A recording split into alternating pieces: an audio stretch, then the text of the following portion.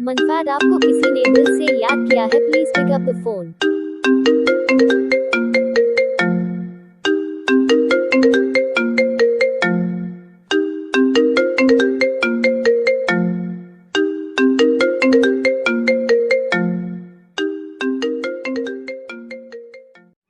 किसी भी मोबाइल की रिंगटोन के साथ अपने नाम की रिंगटोन बनवाने के लिए अपना नाम कमेंट में लिखें और चैनल को सब्सक्राइब जरूर करें।